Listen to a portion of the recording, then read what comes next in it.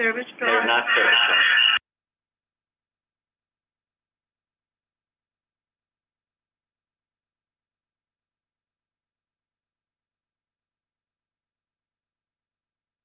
Anyone came and spoke to us, I said, was this going to hold also for walkers, you know, for elderly or disabled people, and also for shopping carts, because many of us use shopping carts like walkers.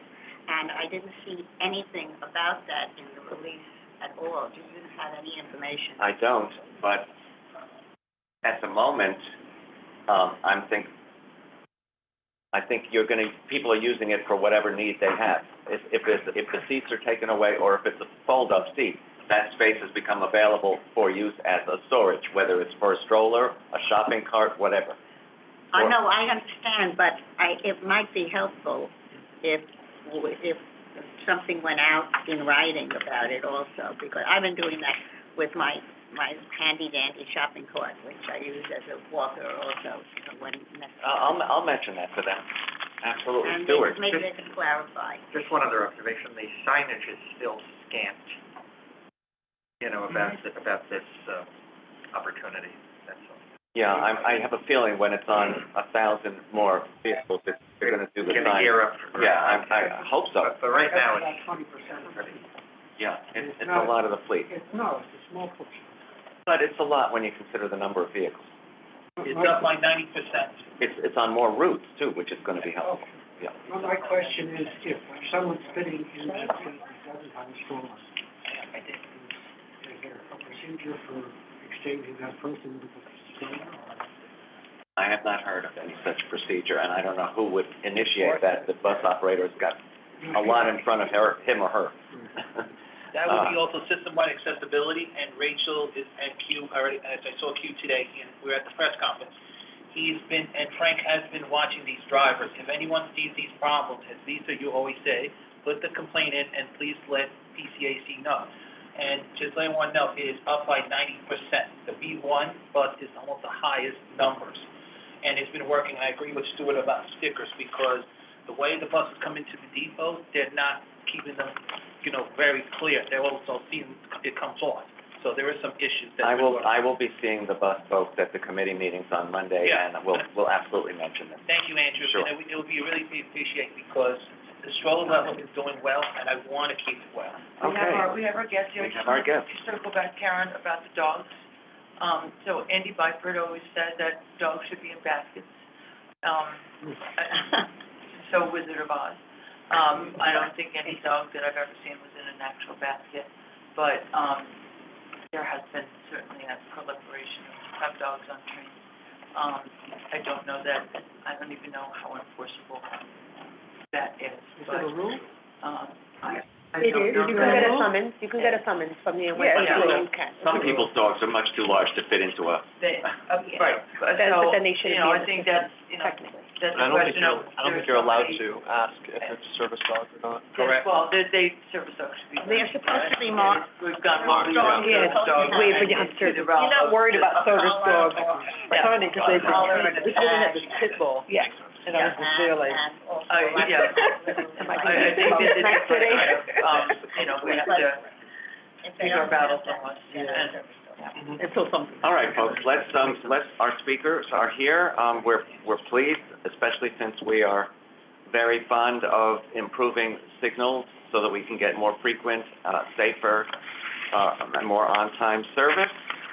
Obviously, that comes with some sacrifices, some of which I read to you coming President's Day weekend, but pleased to be joined by Sean Fitzpatrick, Deputy Chief of Staff of MTA C&D, and Gregor Sulmont, Senior Vice President of Signals and Train Control.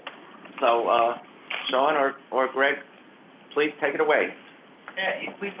we have, enabled screen share, so hopefully you've got that. Excellent.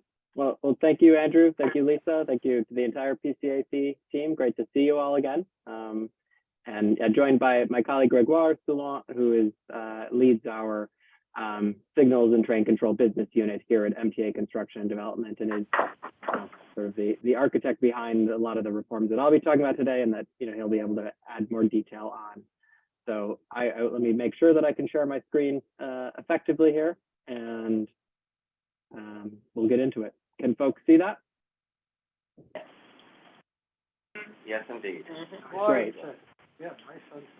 All right. Okay.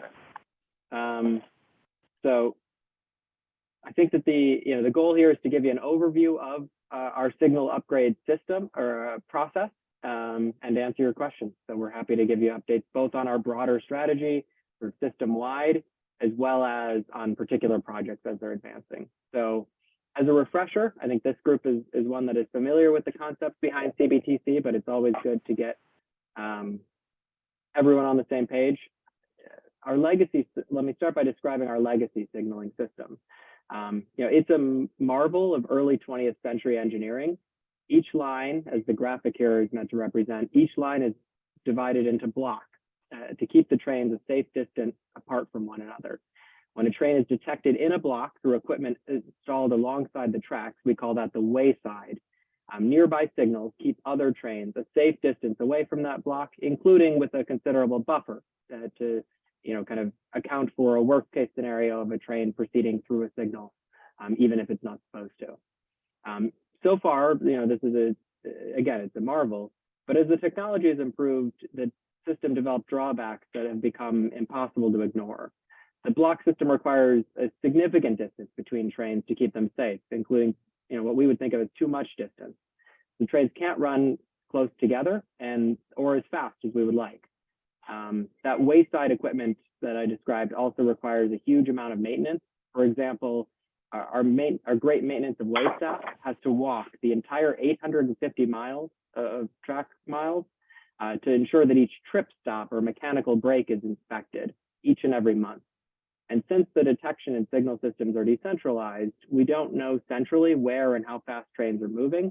This all adds up to making it very hard to run a modern train system. And the kind of lack of precision in that is also a contributor to the inaccuracies in our countdown clocks, which understandably drives riders nuts sometimes. So the way forward is called CBTC, Communications-Based Train Control. In 1991, the MTA was a world leader in deciding to skip ahead to the emerging technology of the time, CBTC. And the way CBTC works is that through the installation of new equipment on trains and on the wayside, we have everything in direct communication with our rail control center and have a digital picture of where our trains are and how fast they're moving. And that means that you don't need the old block system that slowed trains down and kept them further apart. We are essentially able to do, and what this graphic is meant to show, is that through communication of the trains themselves, both centrally and to each other, they have moving blocks where they are able to keep trains a safe distance apart without it being sort of a fixed, rigid system, but it takes into account where the trains actually are. And that means that we have, it requires significantly less equipment on the wayside, meaning there's significantly less equipment to maintain and less risk of failure. And it means that we can manage everything centrally and more accurately, which is a benefit for modern train operations.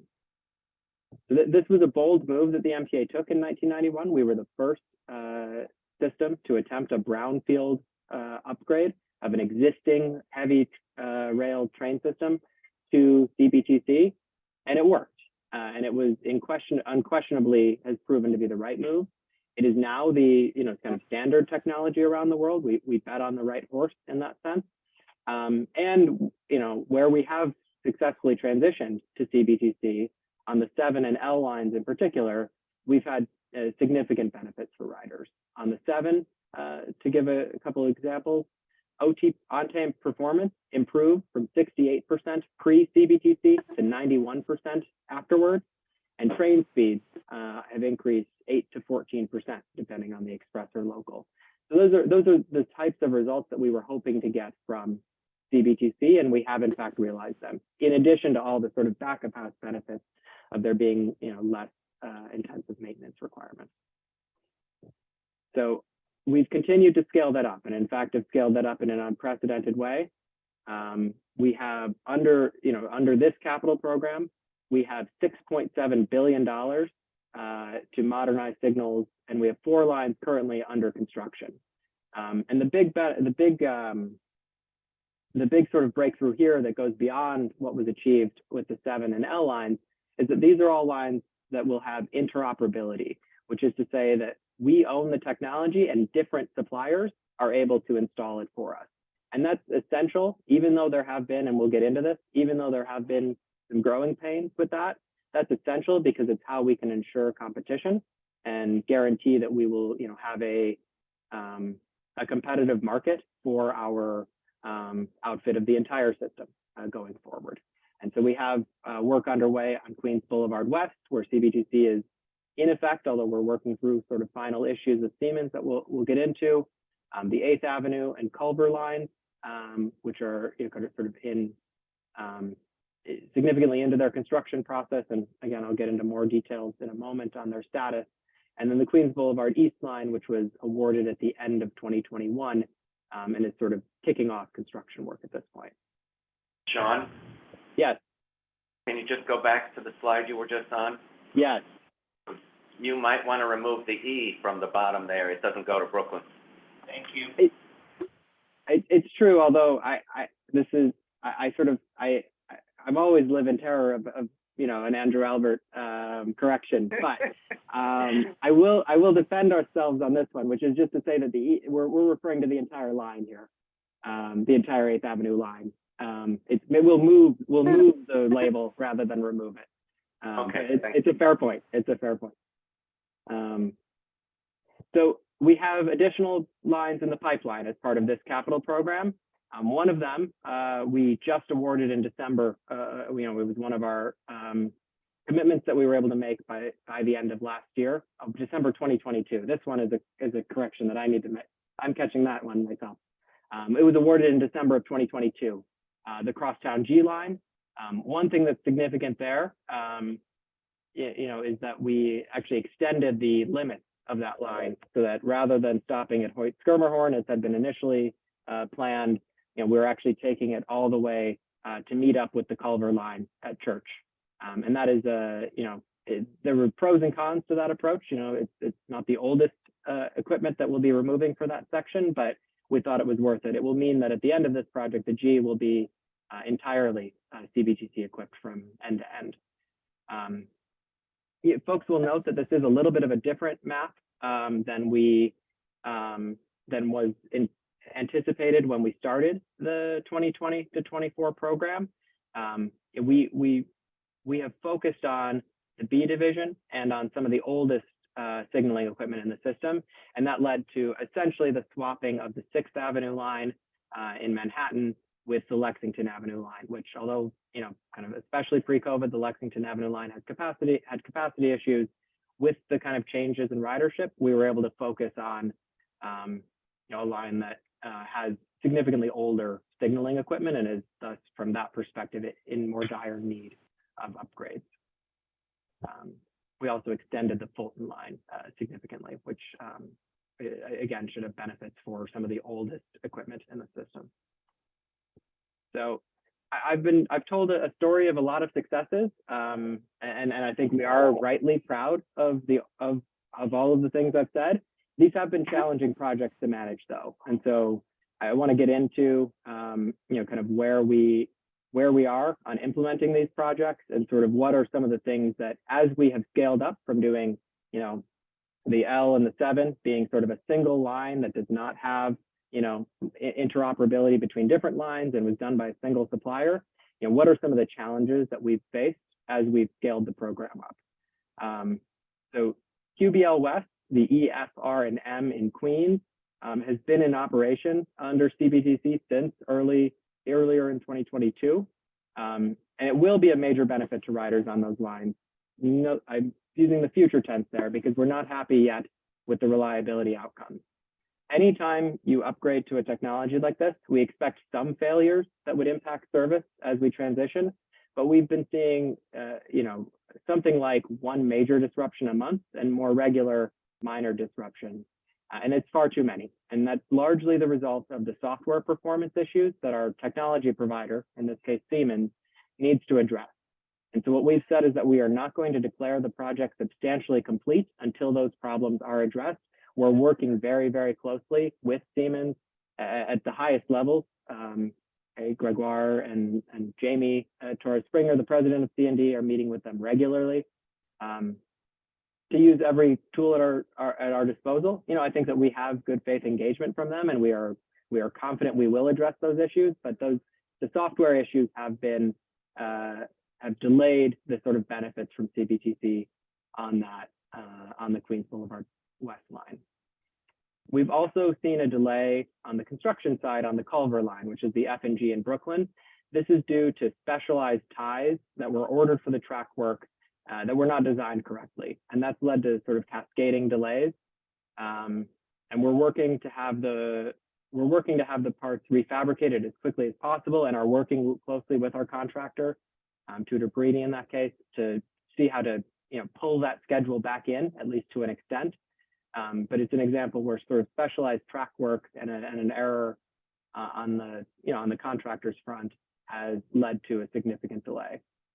On 8th Avenue, which is the ACE in Manhattan, all the way through to High Street in Brooklyn for the A&C, we've had delays, and this is largely related to the late arrival of the new R211 train.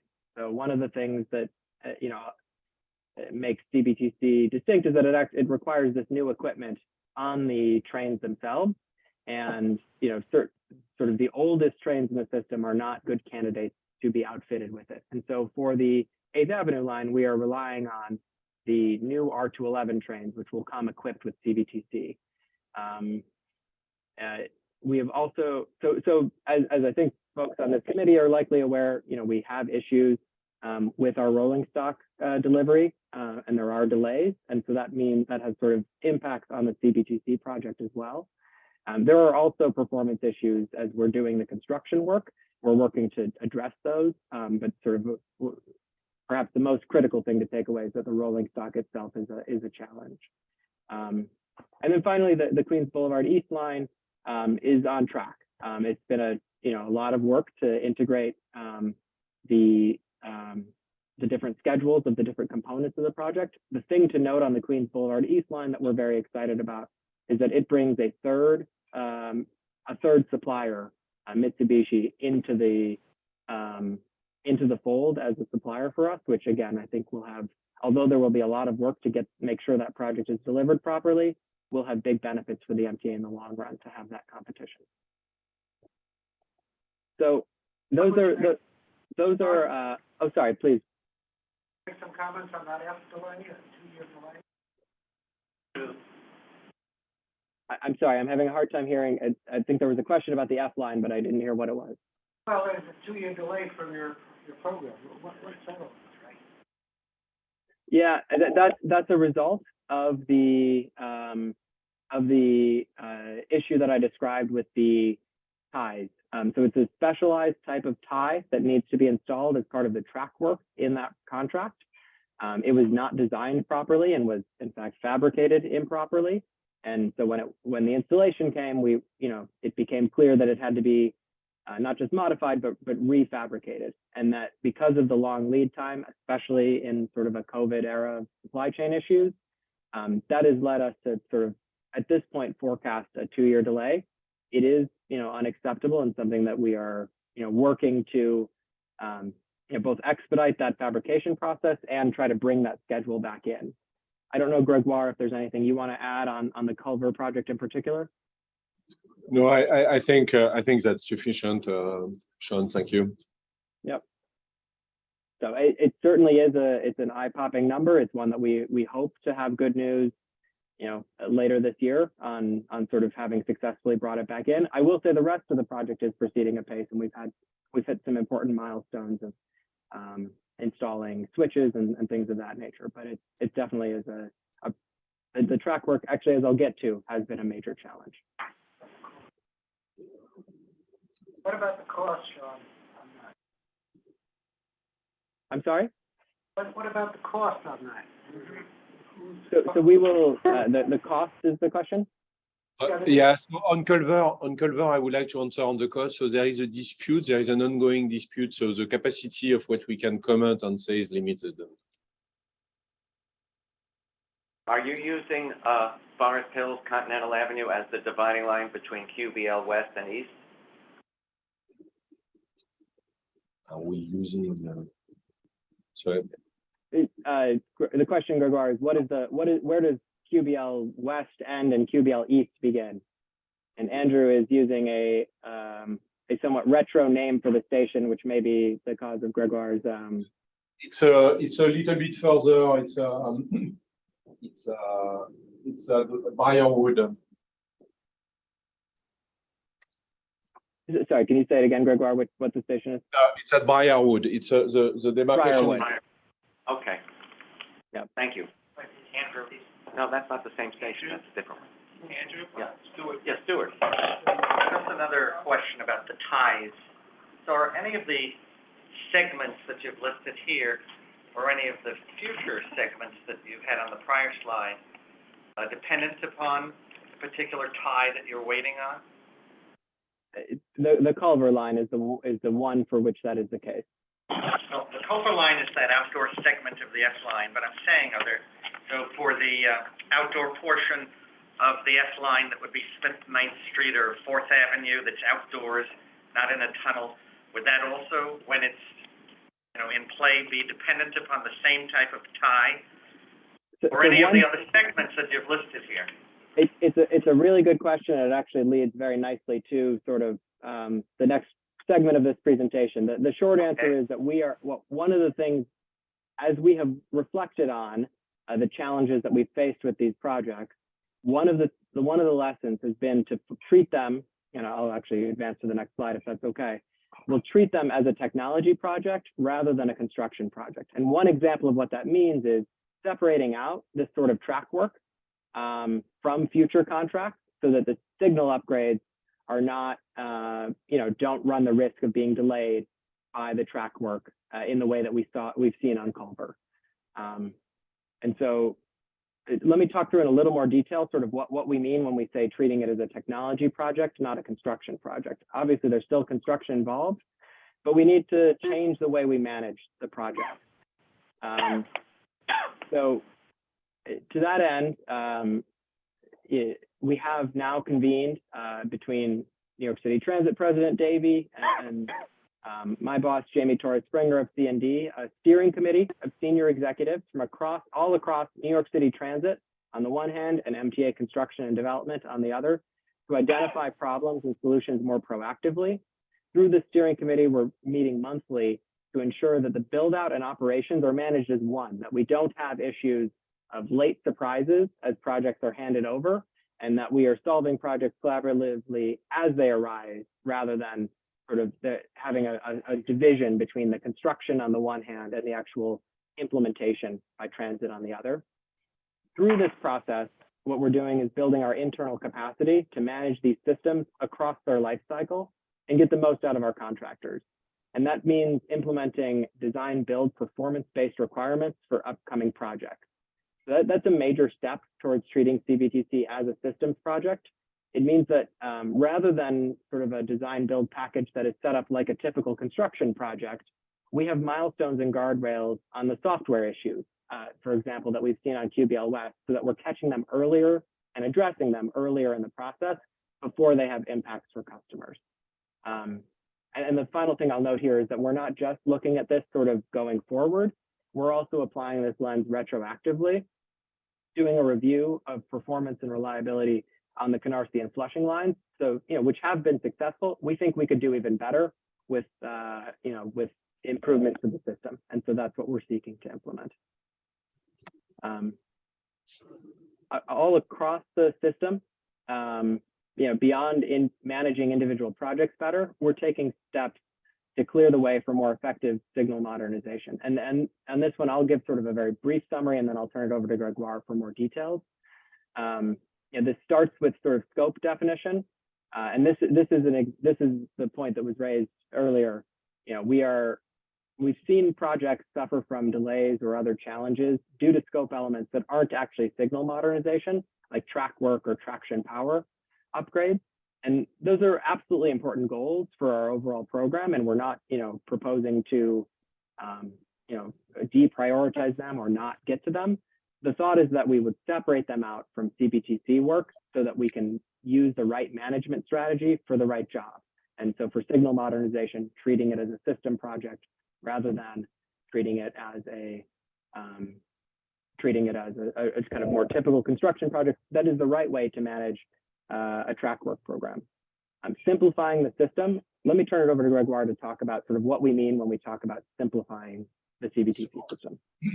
So the most important simplification that has been implemented on the Crosstown project is that when the CBTC approach was defined in the late 90s, CBTC was defined as an overlay of reduced, shrunk signaling system. So basically, we have two systems. We have a remaining signaling system and the CBTC as an overlay. So this has created multiple issues. I mean, this was the right thing. I mean, this was the right decision to make at that time because it provided confidence to move forward, and actually it was successful. The problem today is that, first of all, this duplicates the work, so there is more complexity. I mean, when you to perform the train control system with two subsystems is more complicated than if you do everything with one system. The second issue is that we do not have the full performance that the CBTC could provide if the CBTC was in charge of everything. So we have we should have a better performance in terms of headway, in terms of operation on the switch. And the third thing is that the third very important aspect is that the conventional signaling system is a dying technology. We struggle to have access to competent supplier and competent resources. And today, if we put everything under one unified system, one unified technical approach, we will have a much stronger basis. We have our strong CBTC supplier who can answer this market. So that's the simplification that is going to happen over Crosstown. Should I go to the next one or? Sure. Yes. Yeah. So we keep. I mean, the next, the third and the fourth point are linked. Today, we keep a significant amount of conventional wayside signal equipment, signals and trip stop, because to protect unequipped train, we are, if you look at the B division, we have a plan to equip the entire of new fleets. The fleet that is not going to be equipped in CBTC, with not CBTC ready, we cannot be controlled by CBTC, is the work train. So the equipment of the work train will first of all enable us on the fourth item. It's one of the enabler, and it will also allow us to have a better flexibility, a better operation for the work train. So it's a double benefit for us. Obviously the challenge of equipping the work train is that if you look at the CBTC as it was designed 20 years ago, there is a lot of equipment, there is a lot of sensors. Today, we believe, I mean, we know, it's not we believe, we know that the modern technology will allow that to do that more efficiently. I mean, typically, we were talking about ultra-wideband. Ultra-wideband is simple to put on a work train. It's not something difficult. I'm not saying that this is what will be done, but it's clearly a technology that proves that this is possible. So for the work train, it will be a competitive process, but basically we are looking for modern technology to make the work as easy as possible and as efficient as possible. And the reduction of the conventional signaling, so the work train is one of the steps. The other step is, and Sean touched on it, is that we need to build the confidence within the MT organization that the CBTC is reliable, is dependable enough, so you can reduce further the conventional signaling equipment. Hence, the importance of the cooperation between Department of Subway and CND to make sure that we reach this objective where we can say, okay, we have the work train, we have a dependable CBTC system, so we can reduce the conventional signaling with the capital cost and the operational cost associated with this. Sean, Yes, thank you, Gregoire. The one thing I would add is, I think you mentioned sort of ultra wideband as one sort of potential technology. Artificial intelligence is the other technology that we've spoken about as being this sort of technological breakthrough that could really, make the work train equipment a reality. And so we're excited for that procurement this year. Sean, we've seen a demonstration of ultra wideband frequency, and we were told that works on work trains, on any train. That's right. That's right. We are going, the way the procurement is going to be set up is going to help us arrive at the best technology, for equipping the work trains. It's certainly, we are, as Gregoire said, confident that the, technology of today can accomplish this without, extensive sensors and sort of a more complicated retrofit that would have precluded it, even a decade or two ago. Stuart has a question. Yeah, so I have a question. So whatever mechanism is ultimately chosen for the work trains, so, the work trains are older rolling stock that we keep on the property for extended life. How are you deciding which trains to equip? And the equipment that you're going to install, let's say you decide to retire that work train, is it easily transferable, or whatever that procurement vehicle is going to be? Is that a consideration? Because you're going to be retiring a lot of cars in the fleet with the arrival of the 211s and other trains. So the work train force is going to change. So I want you to get a little more granular about the investment or what you're thinking of in that procurement. So, obviously, we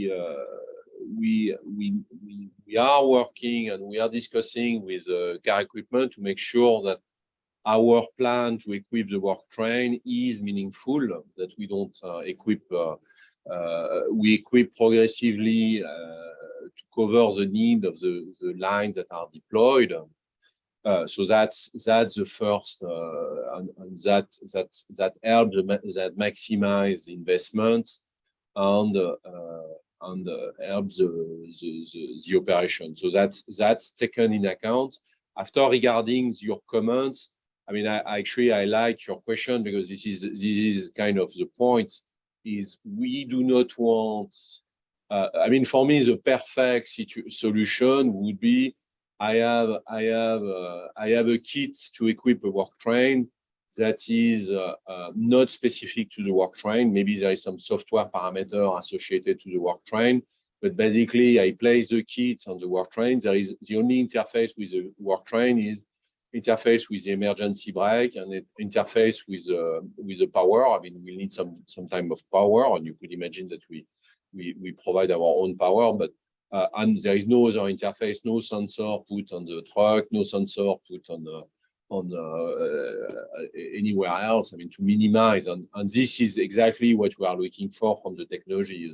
Is a less intrusive, less train dependent interface. So if we have this approach, obviously the equipment becomes generic and could be reused.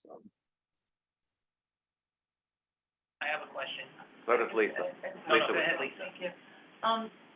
With the CBTC installed on the work train and the technology-based approach, is there a possibility of using a technology that communicates with the workforce that's on the tracks that would make it safer for them to work, and then allow other trains to operate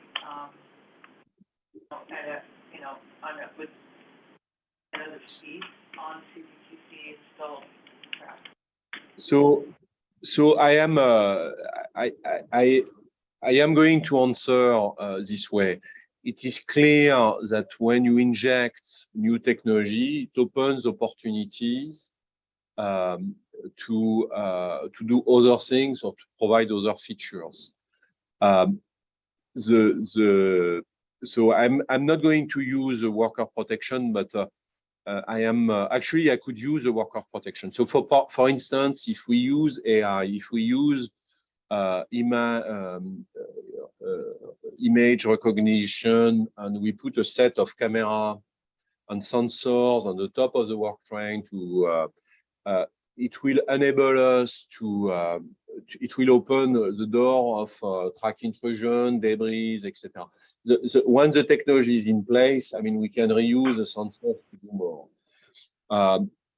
After, the thing is that I don't think we are going to do everything at once. If we try, if our goal is too broad, we may miss the first step. So I think my view is that we should be progressive. We have a very reasonable objective, which is to equip the work train.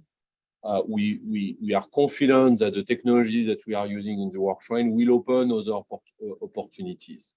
And the good thing about the work train is that it's an actual application. We will demonstrate the safety. We will demonstrate that the environment, and after we will expand from there. But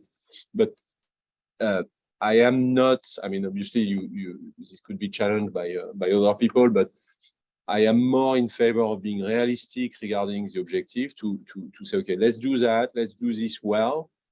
We know that there are other opportunities, and when we have done this, we will expand. After, in the system business unit, they know what we are doing. I mean, on Mark Beanstalk team, they know that what is coming. So they are already thinking of it, thinking about it. So I hope I answered your question. Thank you. Andrew? Yeah, Chris. Did you want to follow up on yours? Go ahead, no, go ahead. I know we can go.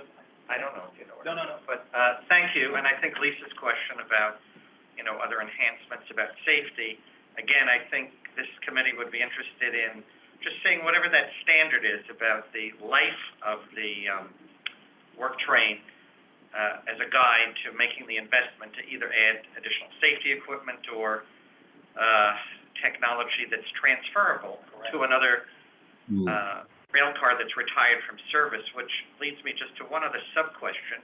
You see on the system-wide changes, your plan is to equip work trains, but the authority and the MTA have other assets that they operate over the system. The nostalgia train and other trains, the transit museum has its storage, or other equipment we keep on the properties for training.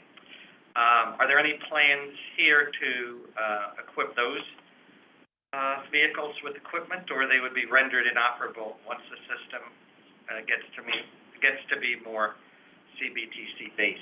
Ultra-wideband can be put on any vehicle. Well, but Yeah. I don't know what the plan is. All right. And I'd like to know too, and actually, so it didn't. So I think I mean, somebody said ultra-wideband can be put on anything. I think that's again, the answer is that the idea is to have something that requires to have a solution, a product that can be put on the trains, on the work trains, that does not require a lot of configuration. After, obviously, we need some kind of procedure to address exceptional case, and hopefully we'll be in a situation where you need a business case. Either it justifies the effort to equip the equipment, the work train. Either it's so rare that we can proceed with an exceptional procedure. I think it's a little bit early to answer this question, but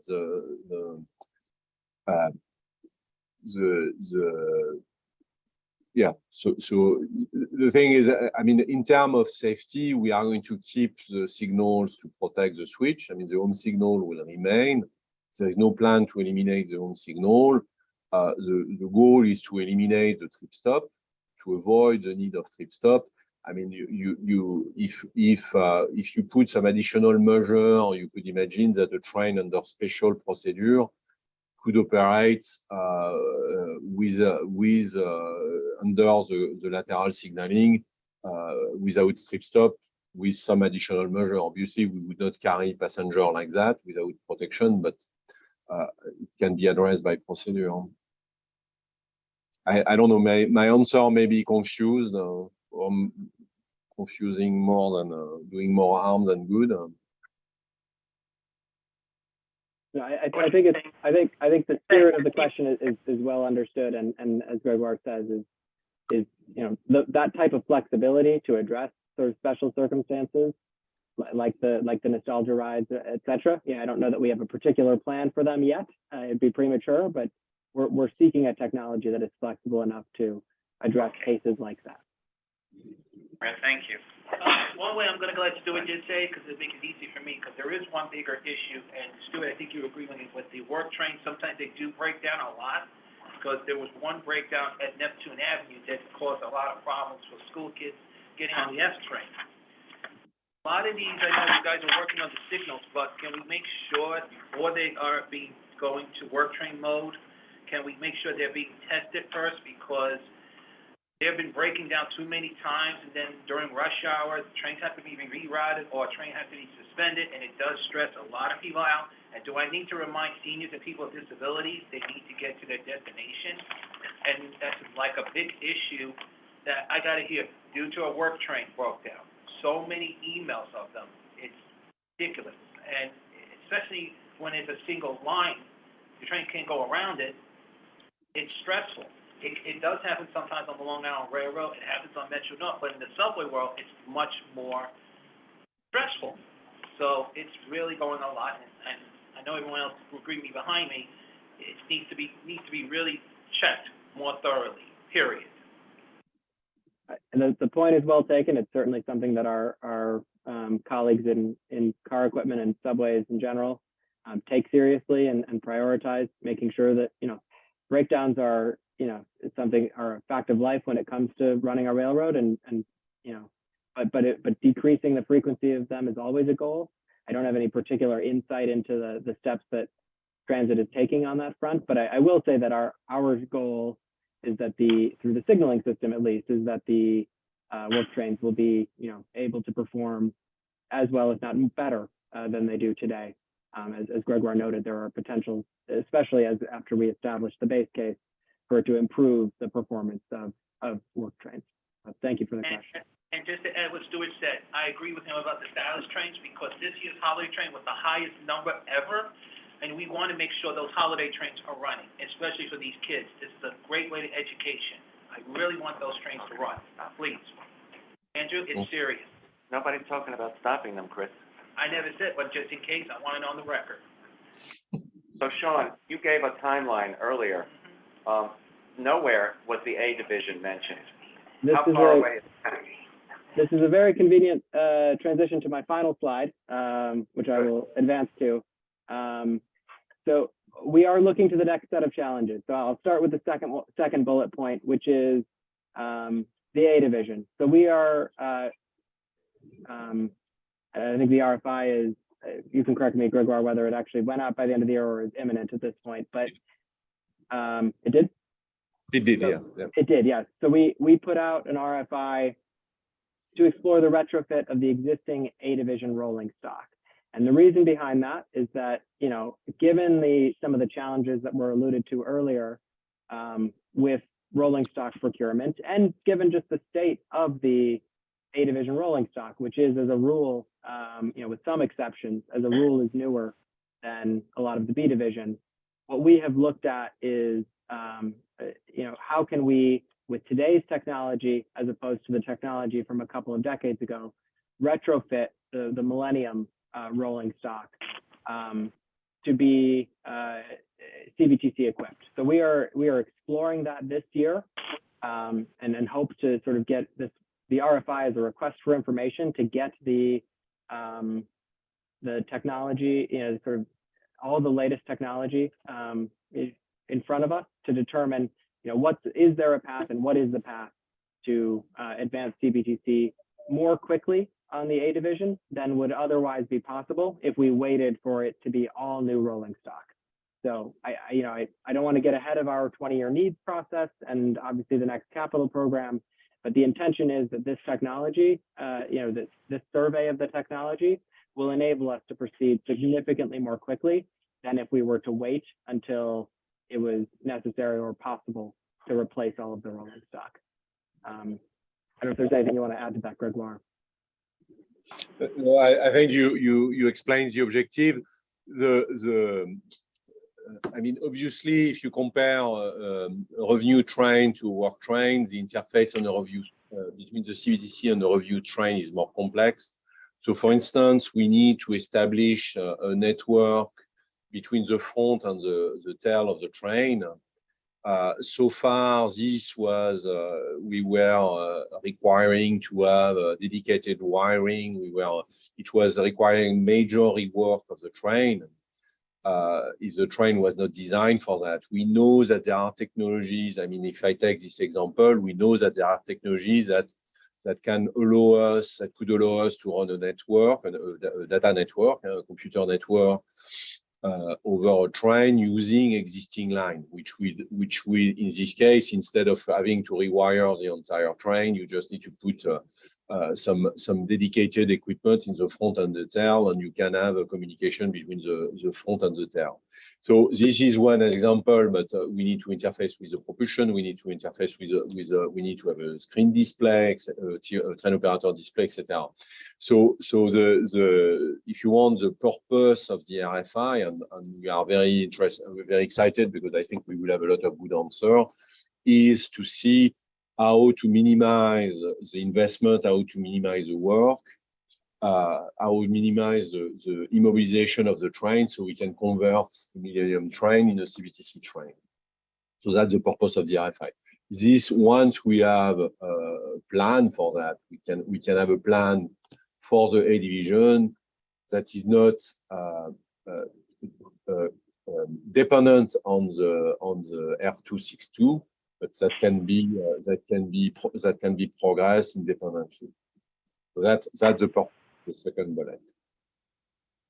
And to sort of wrap back up with the final first bullet here, another thing where we're getting ahead of potential issue is we are seeking to replace the radio system that underpins CBTC. It is in the sort of medium term, the existing technology is set to become obsolete.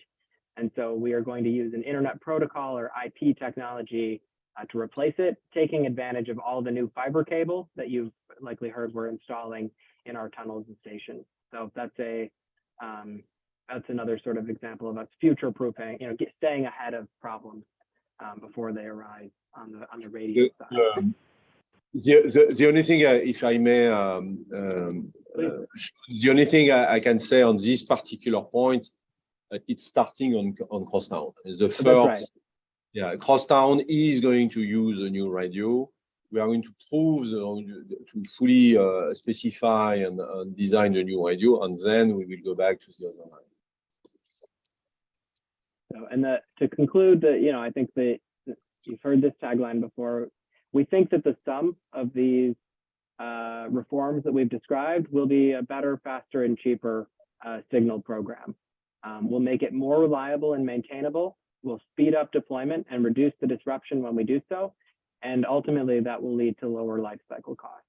So, I want to thank Gregoire and Dan Creighton, his co-leader of the Signals Business Unit here at CND, for putting together this plan. And we are very excited to have sort of the best signal minds in the world working on it here at the MTA to make it a reality and lead to significantly more reliable, faster trains.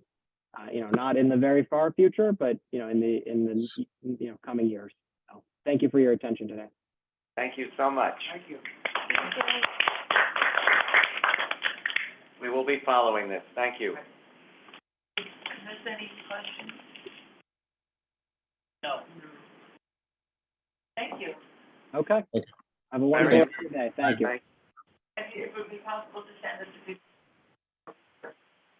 I'm sorry, what was that, Lisa? Send us the presentation. Yes, of course. Thank you very much. Take care. It all Wi-Fi so that we will have better signal along those lines? No. Is there any? No, but he mentioned the installation of the new, Fiber optic, so that's, The ultra wideband. yeah. no, it's fiber optic. Oh, then. As they're cabling, as they're putting fiber optics in, that'll just make it better for everybody. Thank you, Lee. Unless you don't want to listen to people's conversations between stations in the tunnels, yeah. It's been done already. Okay, folks, let's move on to our next item, which is the draft advocacy goals list, which hopefully everybody has in front of them. Yes. Just,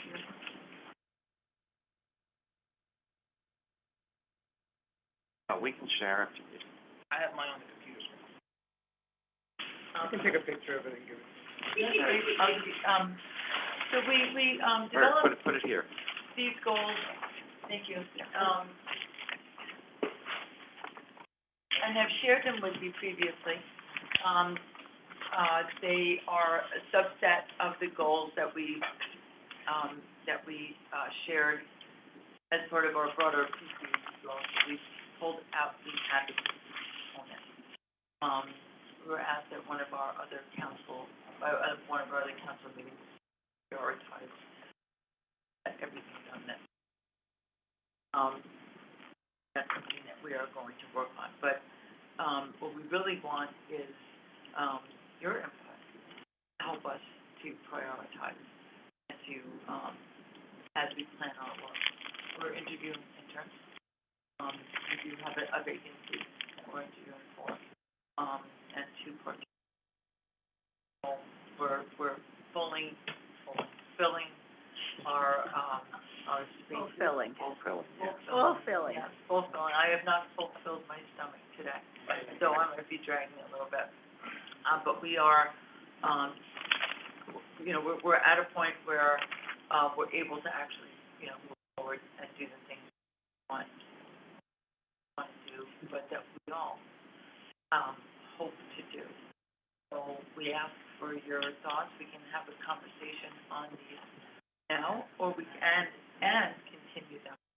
You'll see that, the first bullet point is voting membership on the MTA board. There was, legislation that had been introduced several years ago by Senator Bernardis, for, voting membership, not just for our members, but that would also create another position for a user of Accessorize, to bring another position onto the board. That sort of lays dormant for a while. There was this pandemic.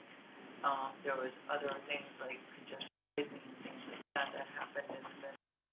This was reintroduced, as part of the Fix the MTA package, at our request. And the Fix the MTA package is,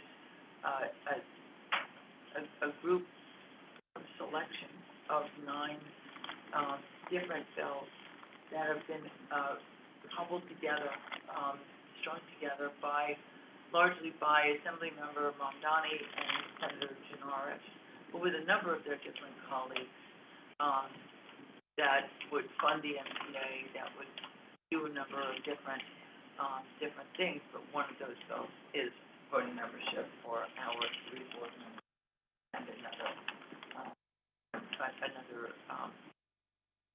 regular rider of Accessorize. Operating funding and dedicated revenue for the MTA is really the most critical. That's job one. It's not just us.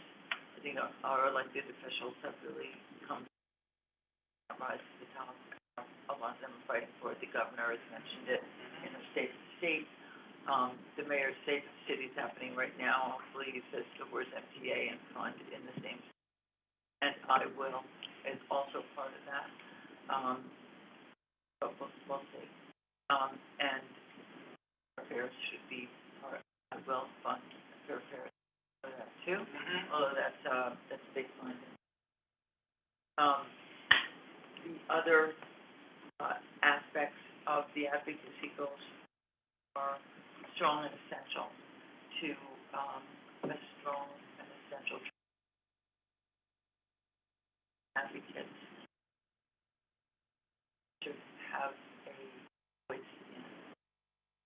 We governor as part of her State of the State, and as we'll probably see in her budget, address on next Wednesday, we'll talk further about something that's her North Star. And she's made some very specific recommendations about siting housing, about, carrots and sticks for housing, not just in the city, but in the suburban counties, all throughout the state, and specifically, in Metro North and Long Island territories as well. 3% goals, and additional funding for planning and for attendant infrastructure. And housing is really only affordable if you can afford to, and to and from there. I think that transit should be a component of that. There's been pushback to that proposal. Oh, there certainly has. There's been very coordinated pushback, as there was last year. I think that they've done a bit more work with some of the electeds this year, but there are different electeds this year than there were last year. And Lisa, Or Karen had her hand raised. So I was just curious, looking at this, and so many of these things are so closely tied to each other, like, useful to further,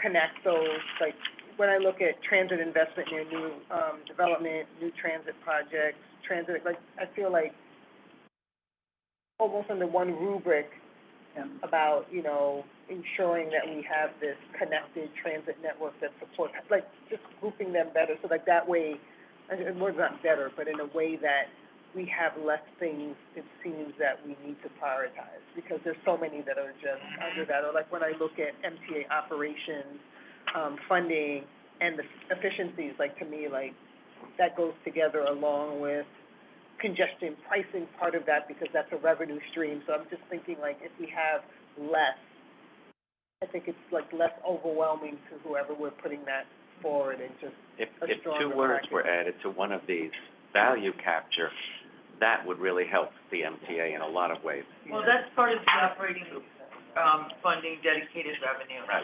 And that, so, as far as the housing component, so we're looking at putting this together sort of in a, way that makes sense. It's within the city, there are, you know, different developments, as well as Point, there's, Innovate Queens, that are, different, you know, that do things like bring basically whole new little cities within the borough that they're being, you know, proposed within. And none of them have any transit components. So we really think that they're in consultation, certainly with, with the chair, have talked about, how there should be a baked-in transit component to all of that. You know, the zoning for accessibility takes in a perimeter, within a certain distance, within 500 feet, I think, that developers can get a bonus for transit improvement. But that doesn't apply to buses. And with Innovation Queens, that's the subway stations are outside of that, but the buses aren't. Right. So some of that funding be applied to bus stops, to making, bus stops, accessible, to making other improvements to street infrastructure and, transit. So, you know, looking at a proposal that brings all of that together and new development is one of the housing things, and Willis Point, absolutely, and that's part of the also Willis Point accessibility, component. So yes, you're right, bring it all together. These are all sort of like little things that are part of a larger umbrella. And I would also add, so you have the new development, but I know what's happening in like Southeast Queens is that neighborhoods are being changed because they take down either existing homes and put like multifamily, or they have more people and that whole basement thing, and I don't see the attention to transit there, whether it's the bus, the railroad, or even going back to old plans and seeing how they could have light rail to connect some of those communities, just better connectivity. So there's a lot of reshaping of communities. It may not be the pretty new developments, but we need to really think about how all of those residents and workers can move. It's kind of a post. Judy had her hand up next. First of all, a number of these pieces were, in reading this and having read the governor's State of the State very carefully and discussed it with a number of people who are involved there, a number of these points are almost straight out of the State of the State, is what the governor is suggesting. So I think that should be noted, that where the governor wants to do, and many of the things that Karen brought up are there. And as we take this, and it's, I don't know if these are listed in priority or just, they're just listed, but there should be some kind of consideration of what we take up, that we're not just doing it out in the wild, but coordinating with the governor and what she is looking to do. Specifically, which isn't clear about transit, investment, near development. One of the things that she spoke about at length, well, not at length, but more seriously than others, was about having, and it may require new legislation, especially in the suburbs, having development closer to transit, to not transit, well, through the stations, right, through the stations. And that would also have to do with land use policies. I mean, there are about 5 points of this in here that really are part of the package, and we're part of her package, so that when we decide what we want to concentrate on. And then I would also say that none of this is going to happen if we don't get congestion pricing. I mean, and you, those of you who have been here for a while know that this has been my baby. That's right here. No, I know it's in her there. blood. Well, I know it's there, but it's like smack in the middle. But I think that, or I would suggest that we have to concentrate, especially now with the lawsuits that have just been brought by the new Congress member, not Santos, the other one, Walder, what's his name? Lawler. Waller. In fact, we're From Long Island, with and from New Jersey. And this is a very serious thing, because if it goes through, or if it calls a halt to everything that's happening, we ain't going to get any of this stuff, because there isn't going to be any money. So, I mean, it's as simple as that. And I would strongly... And Waller represents Metro North Rider, so that's really perplexing. Wow. Yeah, exactly. Exactly. And he has others with him, especially from up there, and a couple of, the Republicans from Long Island. I'm trying not to be political on this, but it really, that's the way it's been presented.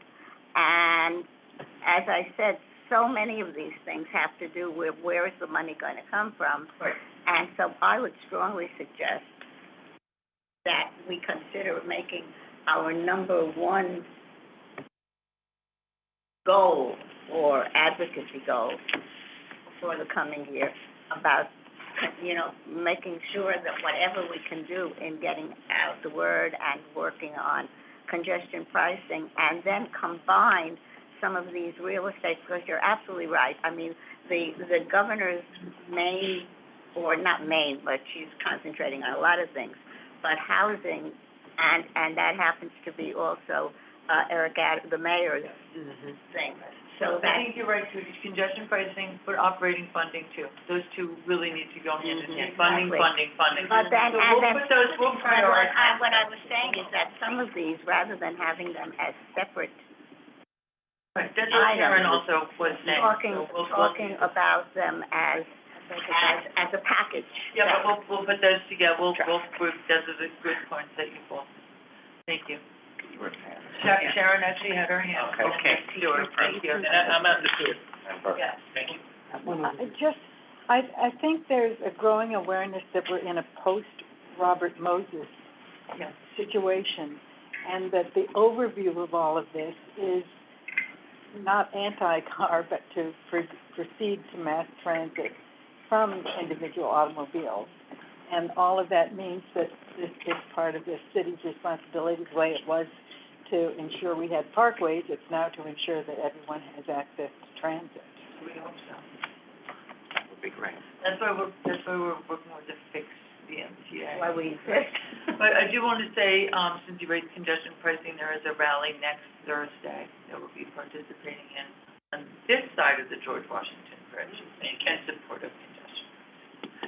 Can I have time? Are you going to be No, I speaking, had- Lisa? Are you going to be speaking out? I believe so, yes. Okay, if I would, again, well, Andrew, since you are the liaison between Lisa and me, I would really like to see those remarks before the fact. I was next, so very quickly, so I'm sure you've shared goals with the other councils, okay, these are the TRC goals, but some of the things here have relationships to our sister councils. They're they're Yeah, pretty much right, like the same. so have they already expressed any preferences that you could share with us?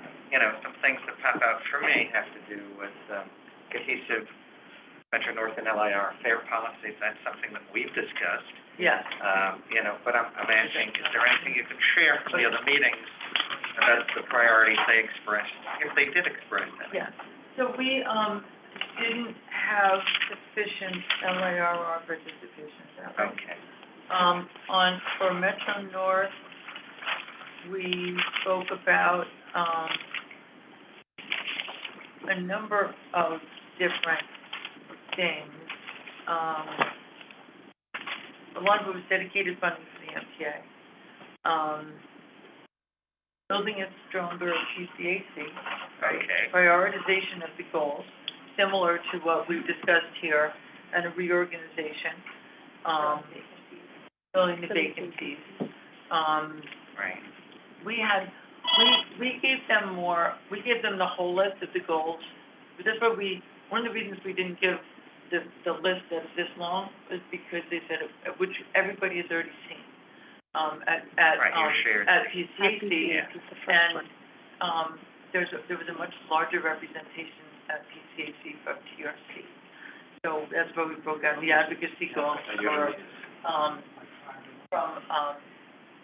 that larger list, so that we could focus on these. All right, but from what I'm hearing you say, there is some commonality. There's a about- lot, And certainly a stronger PCAC, meaning if we're a unified voice on some of these Yeah. issues, like congestion pricing Yeah. or other things that impact, Yeah, you know, I think that's the direction to go. yeah. So, while we're on that very topic, and so we don't lose it in the stream of this, are we communicating with our representatives from Senator Gillibrand and Senator Schumer about the importance of congestion pricing? Have we been hammering at that?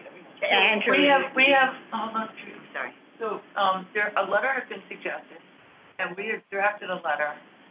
Our member from the Bronx had a lot of concerns about saying, that, a bondee should be, that there should be a bonding of no significant impact when the environmental assessment, document shows that there could be some impacts in the Bronx.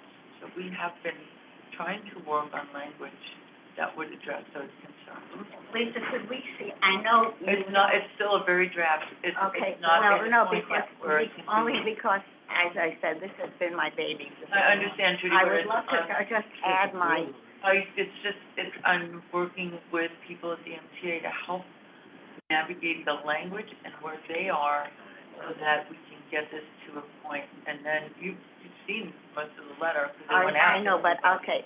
So but we really want this to go out, because this is It has to, no, please. hold on. I wanted to answer your question, though, about Schumer and Gillibrand and other elected officials. Andrew asked if we have, so, we're running out of some time. I know Andrew has a constraint, and I'd like to hear from everybody, so if you could put that thought into train York for a second, and we'll get back to it, and then I'm gonna get to Chris. you don't know my train yard, you haven't been in my train yard for a while, so. And then Bert, I'm and then, glad you guys are making me laugh.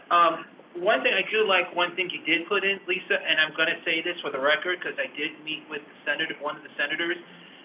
She definitely, and I can say this even with John Liu, and I've been bumping to a lot of elected officials, they definitely want the elevators on the 7 line, not just Maxwell's Point, but across the board, because the elevators on that 7 line are breaking apart. They're at 74th Street, you got a line that's almost going there. I could be there until next year.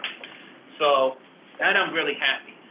As adding, combining certain things, I think we also need to combine saying, if you're gonna say one station, which stay where it is, please tell me, I'm telling you now, leave it where it is, but put other accessible stations as well as fare invasion, because the safety and accessibility, and I'm just gonna say, like one person who's here, and I'm saying it because I wanna go this way quicker, and it needs from my mouth, is the safety of a person trying to leave the gate or pay on the gate, like anyone here who pays on the gate with the Omni or the Metro card, trying to get on, you got these people like to knock you over. We just need to work on that safety increasing. So if we can combine that, and therefore if we combine that knowledge and try to work on that. And the other thing I want to add in is, since we have new staff, a new season, we need to, and I like to help out to do some outreaching, increasing, because I've done it in the past. And people need to know who is, well, actually, I'm going to say, they know Lisa, they know Cara, they know Jessica, but they don't know the handsome man right here. And I think it's a good way of showing, like, who we are, and showing that, yes, we do exist, and these are some of our goals, and I think goals, like, should go also to the elected officials, so they see that we're taking a point. yep, And later, that's why we're getting them together, so Yeah. that we can share them. We're gonna go up to Albany, and we're gonna meet with folks, and we're gonna go to City Hall and meet with folks, and go to council, and, yeah. Lisa, also just, and I was trying to say it, someone got in my ears, the other thing is just, when I just had it, regarding new business, I'm gonna email you. No, because in case for time, I want to say for the record quick, that's gonna be on my email for what I did today at the press conference. Okay, So I just want to clear, my new business will be emailed, duly noted. thank you. Bert. This is so obvious, and yet we have barely mentioned, I think Chris just happened to mention it, the fare evasion situation. It's on the list, and talking about funding. It's here, solutions to fair evasion. I know that, but I'm saying, when you talk about what's important, Yeah. this is $500,000 that we're losing. In 2022. Yeah, I don't know. So the- Really, so- what do we see? I can provide you A lot with a of little money. bit of an update, that the report will come out and, is due out in February. So there's a draft that's circulating.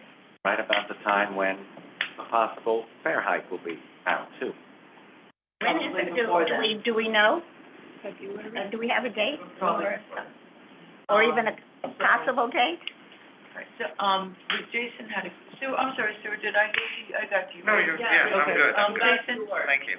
Yeah, reading through the draft that you guys have for this year, very, very good. But we need to tackle those people on the west side of the Hudson. Two agencies in particular. There's the transit and the Port Authority. Physically tackle them? In other words, Lisa, yes, because here's the problem. Them both, they're not in favor of congestion pricing. And, Well, it's the elected officials that run the agency. exactly, and, Port Authority's on this side. this past December, the Port Authority Board approved a fare and toll increase that is higher than the one that the MTA is proposing. Right. So we need to form a regional alliance. But there, I will tell you that there is, there is a statewide advocacy alliance that's being formed, to look at, voices for all of the statewide transit agencies, advocate together, through NYCTRC. I think that we have our hands full, Andrew. No, but you're also, you're gonna, And, I want you to hear this. there's a statewide alliance that's being formed. It's gonna provide voice to Albany, and to nationally for, asking for funding and for, legislation and things like that. The voices that we can provide as far as congestion pricing, I think we've got a strong alliance here, and our elected officials are strong. We need to keep, making sure that our voices are heard, and we're gonna continue to do that. We will, as our resources allow, and now, keep in mind, there's 4 of us, right, at the moment. And there are a lot of meetings, including bus redesigns and a lot of things that are going on.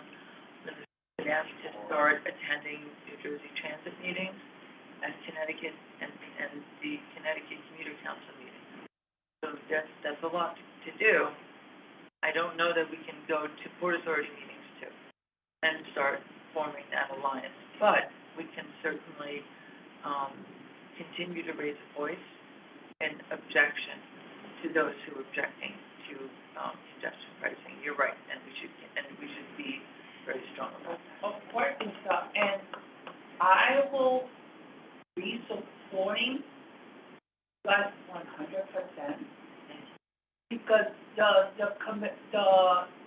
what you guys did in 2022 is not the end of it. We have to continue doing the advocacy.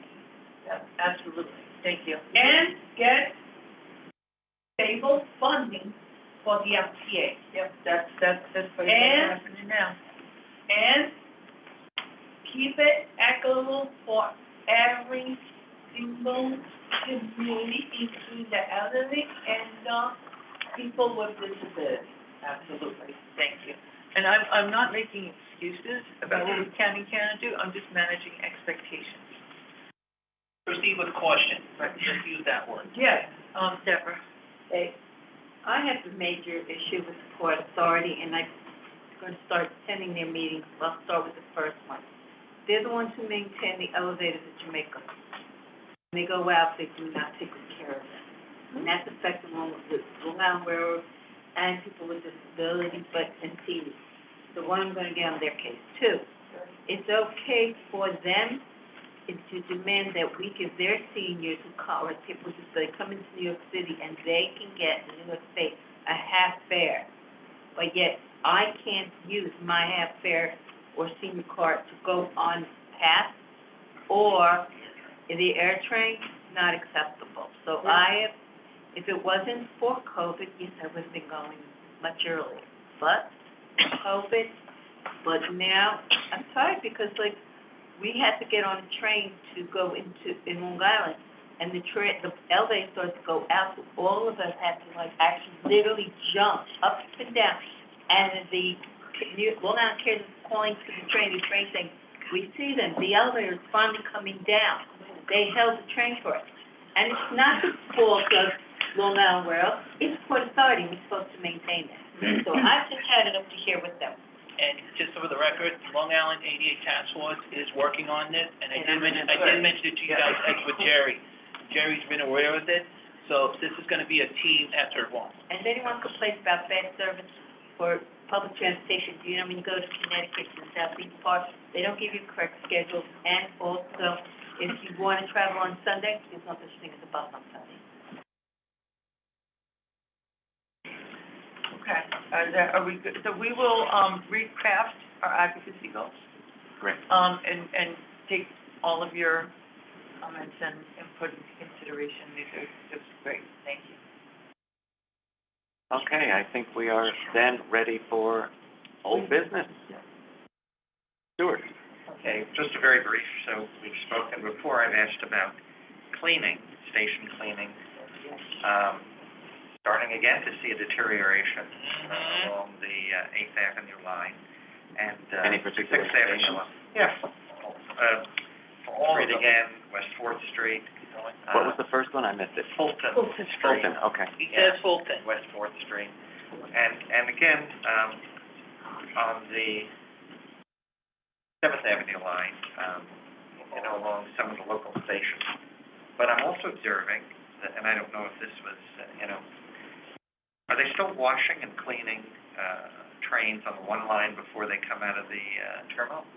Yeah, at the Yeah, yard, so- at the yard in the Bronx. So it's, okay, at the yard in the Bronx. So it's not happening then with regularity as it was. Something has changed. I'm not aware of anything that's changed. Okay.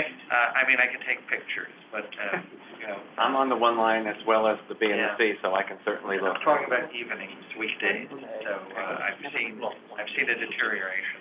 The other thing, old business, was I had mentioned that Can I say something about the cleaning? yeah, So, there was an article in thecity.nyc recently about the cleaners who have been let go okay. unceremoniously. Yeah. And that, MTA is hiring new cleaners, but they're not hired as supposed to be yet. So we're in transition, okay. So what I'm observing, okay. It's probably be a result of a that So transition. I'll keep watching. Yeah. The other thing was that, just an observation, when we spoke about changes in COVID policies about masks, so the electronic signage on the train still hasn't been modified, it still reads as if masks are required. I think that's great, but, again, what I said in caution was that someone could challenge, the rules that are there. Stuart, I've seen signs, the electronic signs saying, while masks are no longer required, they are I'm not talking about the encouraged signboards, I'm talking about Well- on the train. on the train. Where you have a list of every single rule next to one another that flashes in sequence. It hasn't been modified. This is what I brought up at a prior meeting, Yes, he did. and you said you would take it back to them. And I also said it too for the record. And there's been no May I change. just add Been no to that, change. Stuart, because as I told Andrew, I was so glad when we brought this up and then wrote a letter that it actually happened. There are now announcements on buses constantly. I mean, it is like part of the whole announcing thing. And I was gonna bring it up, so thank you for bringing it up, that on the subways, it's not the same as the buses. And there is no reason why, what I brought up at the very beginning of this meeting about when the elevators or the escalator at a particular station aren't working, that if nothing else, the conductor should announce it or somebody should announce it. Until they program this into, and the announcements on the bus have just been wonderful, because the way they did it, it's not required, it's not mandated, but we strongly, and they use the word strongly suggest. And if we could ask them to do the same thing on the subways. Oh, we do. Well, we have. That's a lot. Why is there? Trudy, just with your point, this is what I think Andrew was trying to say before. So the on-station signboards, the messaging updates are instantaneous. But on subway trains, Well, that's why I'm not- saying yeah, on the train it doesn't have to be recorded or anything. yeah, The just like the bus drivers do, yeah. when there's no recording on the buses. And is there any reason why they're not doing that on the subways? Well, Andrew, maybe you can inquire and I will. try to find out, because, I mean, it's ridiculous that one division is doing it and the other division isn't doing it. And it really, I see people, because I wear this mask almost all the time, and, I see people when the announcement comes on, and then they kind of look at me, because sometimes I might be the only one, and I go, and people actually are carrying masks, they just don't put them on, and they just have to be reminded. And Dr. Fauci says that should be. All business? Andrew? Yes, old business. Yeah, to back up, well, unfortunately, I have to say, because this is stations, and a lot of us actually can witness with me, there are some concerns of not just cleaning, but edges on the one line are... Platform edges? Yes, thank you. I can tell you that, as the holiday train was going through, the train had to go slow because some of the edges were coming apart, even not with us, but the regular one trains, the way they come in. That's been an issue. Is there a specific station? All of them. all the ones. Because on a lot of the geo notices now, Yeah. when it tells you why they're doing the geo, a lot of it says platform edge, reasons. They're working on it. So they're Yeah. definitely working. But the one thing, Andrew, you do need to put a flag on is with the station accessible, they're taking the hump, combined with it, it's not easy, because 34th Street Penn Station, Jason can vouch with me, with my mother, she had to lift it. Lucky the conductor didn't have to leave, but it's still a safety concern. I understand they already started fixing the station, but the humps need to be brought up at the board meetings. I have mentioned this already, but I really think that a lot of the edges, I understand they have to be working. I'm very glad to see that wording in there. So you're just saying that the humps are being removed from the train station? I'm gonna say yes, and they're also sinking. And it's Very bad. very badly, but, I nearly all fell. right, let me. The main focus is the safety concern on that one line is also dangerous. Second, I know I already been seeing that 59th Street and Columbus Circle on the local tracks are being worked on. I'd like to make that clear for the record because there was a mixed communication.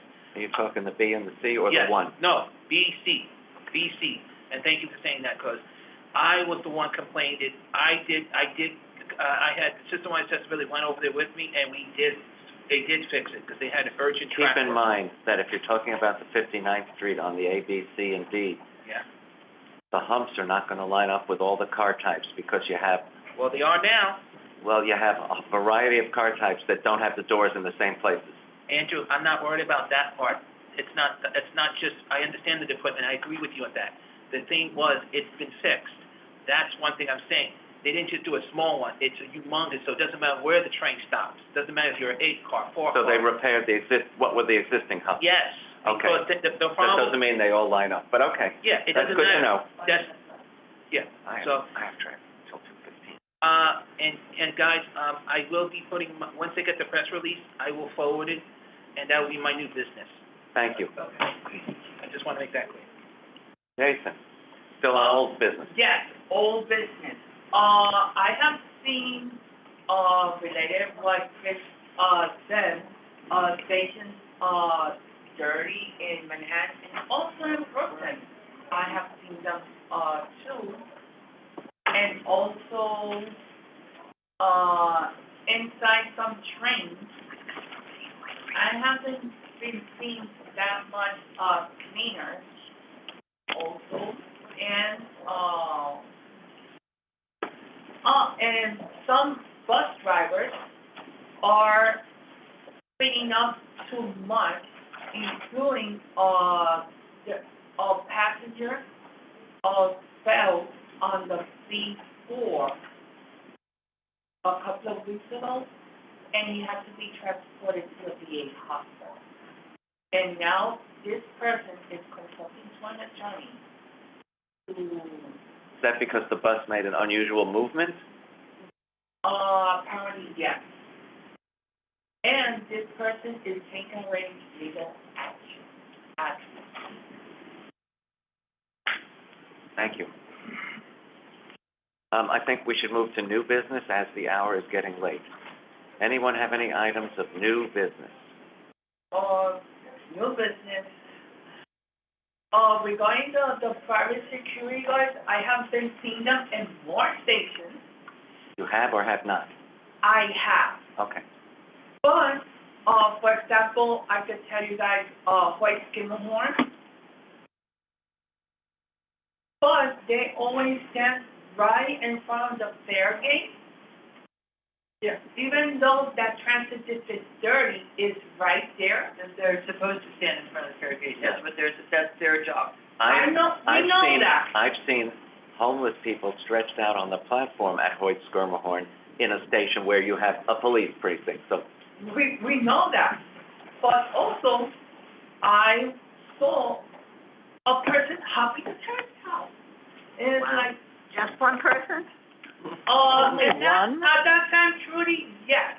But even though that there could be two of them standing there, it's like, variation is not gonna be stopped. And also, I saw them too at 34th Street Herald Square. I think what's gonna come out of one of the recommendations from the fair evasion task force that Lisa is part of is going to be a new system of entry. What we have now is a sieve. It's too easy. You can go in the slam gate, you can zoom right over the turnstiles, you can backcock the There turnstiles. will be recognition. Because I would I imagine. could say this, last weekend, I was at, Yeah, 42nd that'll pay Street. for We itself. don't have time to get into how everybody sees fair evasion conversation. We have 1 minute left. We have very little time left. Right. Also at, Grand Central on the left line, last week I saw MTA police instead of traffic police. Isn't this a usual move? Maybe the regular police had to go out on a call, and so they told because MTA police are in Grand Central Terminal, maybe they just came and took up the slack. Because, for example, they detected some people going to the fare gate, and they told them to go back out and pay the fare. Good. So my Glad to hear it. opinion is that MCAPD is doing a very good job detecting, fare beaters. Good to know. Somebody MTA. Can we have a motion to adjourn? So moved. Thank you so much, everybody. We'll keep you posted. It's one of those months where the board and committee